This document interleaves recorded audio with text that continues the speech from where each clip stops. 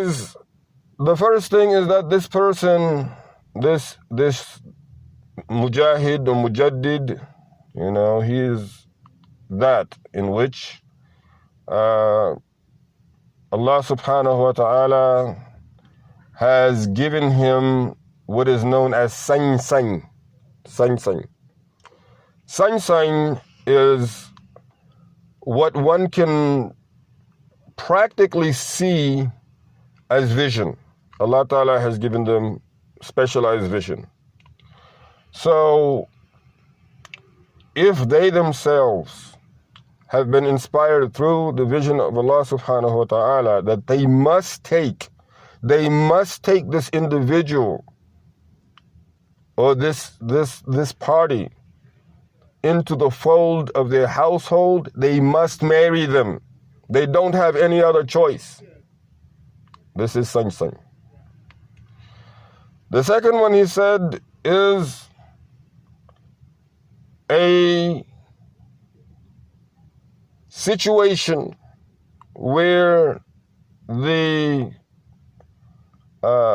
female herself has presented herself to that individual. Again, the female herself has presented herself to that individual. In other words, in the first case, he could have noticed her somewhere. But in this case, she presents herself to him, and he has no other deed that is more daring and nearing to Allah than for him to marry her. He must do it. He must. No way around it.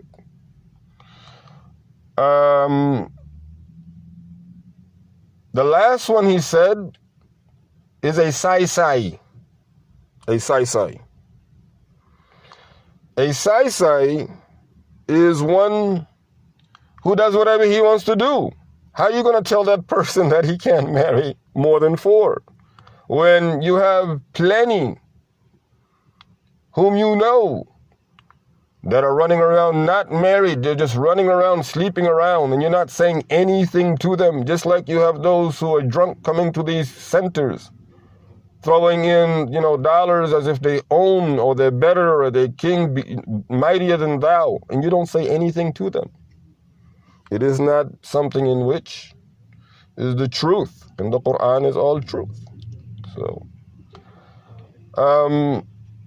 I did not fully understand everything that Allah subhanahu wa ta'ala says in the Quran. Only He knows everything. But this fairness would be the same word that He uses in the other ayah that the girls recited on the video. أعوذ بالله من الشيطان الرجيم ولا تستطيعوا أن تعدلوا بين النساء. You will not be able to be equal just among them, even if you tried. Now, the last part, I want to dwell a little bit into the sister side of the polygamy situation. I've been in polygamy myself. I already mentioned that earlier, but I want to reiterate that for over 20 years. By Allah's mercy, not mine. It's not my doing. It is Allah subhanahu wa ta'ala's doing. When I first got married, I allowed myself to be overtaken by the shaitan, and I granted a divorce. Today, I don't grant divorces. The other thing is that when, and sisters are jealous. Sisters are jealous. So how are you going to be fair and equal amongst jealous people? It's impossible. That's why Allah subhanahu wa ta'ala says that. But everybody already knows this. When you have that jealousy working, into the marriage, it is really best to counsel each and every single member involved in that marriage or in that family. Very important. I personally cannot stress that enough.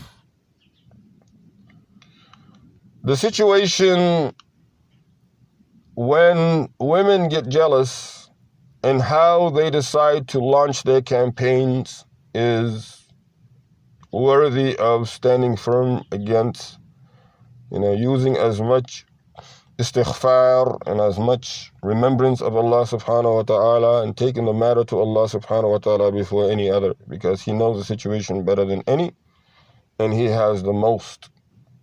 No one has more than Allah. He is most capable. First of all, when people come into the polygamy and they understand that it is from Allah, Allah is the one who put it. He has the most amount of wisdom. You sisters or brothers who are backing them up, or whoever you are, saying that it should never be done today. Astaghfirullah.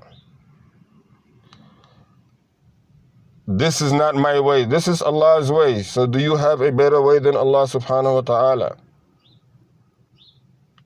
This is the situation. And so one sister told me that, I'm jealous. And I said, yes, I know you're jealous. And she said to me, this is not my way.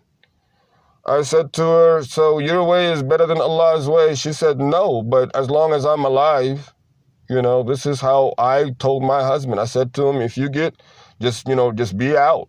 Just let me know early in advance and you be out. Okay. Do you really believe that he has to let you know that he's going to get another wife? Do you think he really has to let you know that?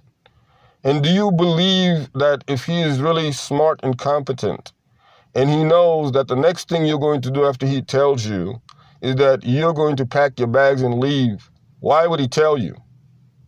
So, just as brothers have married, two at a time or whatever, one after another, however it is, if you feel and you know that, the first thing your wife is going to do is pack her bag, and do not tell her. You don't have to tell her. You don't have to tell her. Not immediately, but of course, I want to say that again, not immediately. There must be closure to that. At some point, yes, she will know that you have married another. But I said to the sister, I said to her, today you're living. We're all living this world. We're all living. Tomorrow, you're destined for Jannah, correct? She said, yes. I said to her, do you know what Allah Ta'ala says about the believing men who enter Jannah? Do you know what He says about them? Do you know that they have unlimited virgins? Not you, not seeing you and having you. She said, yeah, because He's going to have me too. I said, exactly. But that's what Allah subhanahu wa ta'ala said. I said to her, did you read those ayahs that talked about that? She said, yes, and when I read it, I cried. When I read it, I cried. I said to her, why did you cry? For what? Out of jealousy. And jealousy is coming, from greed, from pride. These are things that do not enter paradise. This is the problem. This is the issue. So this is actually, to some degree a plea to the people, Republic of La ilaha illallah Muhammadur Rasulullah sallallahu alayhi wa sallam. If you have where, these assertions or these reports, these statements are false, then bring what the Quran says that will justify these statements to be false. What does the Quran, what does the Seerah, what does the Sunnah Allah say about them. And sure, we will have it well noted and fully processed, inshallah. Wassalamu alaikum wa rahmatullahi wa barakatuh.